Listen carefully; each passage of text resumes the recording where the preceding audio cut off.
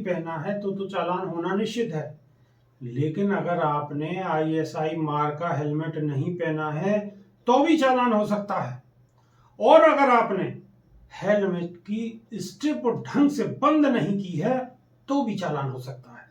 जी हाँ, चलिए हम आपको विस्तार से बताते हैं।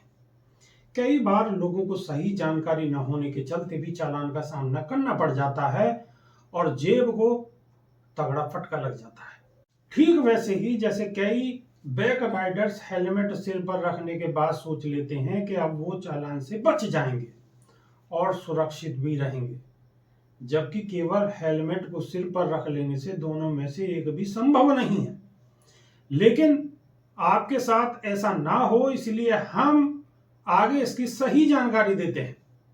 चाहे आप बाइक चलाएं या स्कूटर, हेलमेट पहनना कंपलसरी है। चाहे बाइक चलाएं चाहे स्कूटर चलाएं, ताकि सबसे पहले आपकी जेब को चालान का फटका लगने से बचा जा सके और दूसरा ये कि आप सेफ भी रहें। लेकिन इसके लिए जरूरी है कि आप हेलमेट को ठीक तरह से लगाएं। यानी एक तो आपको हेलमेट आपके सिर के हिसाब से फिट होना चाहिए, नहीं टाइट हो नहीं ढीला हो।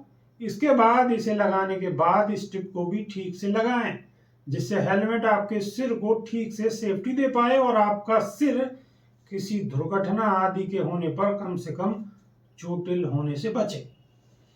स्ट्रिप बंद न करने पर भी आपका चालान काटा जा सकता है। हेलमेट न पहनने और स्ट्रिप न लगाने पर चालान का प्रावधान है। इसके लिए मोटर व्हीकल एक्ट के तहत आपको चालान थमाया जा सकता है।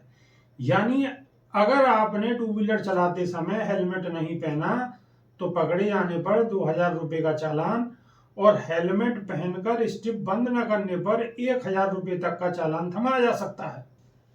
इसीलिए हेलमेट को सही तरीके से पहनना जरूरी है। कई बार हेलमेट पहनकर स्ट्रिप ठीक से बंद न करने के बाद भी चालान की नौबत आ जाती है, क्योंकि टू व्हीलर सवार ये जो हेलमेट पहना हुआ है वह भारतीय मानक ब्यूरो यानी कि BSI ISI प्रमाणित नहीं होता, जबकि मोटर व्हीकल एक्ट के मुताबिक हेलमेट का ISI प्रमाणित होना अनिवार्य है और ऐसा ना होने पर भी आपका चालान काटा जा सकता है, जो कि 1000 रुपए तक का होगा। इसलिए ऐसा करने से बचें और चालान के साथ आप भी सुरक्षित रहें। धन्यवाद।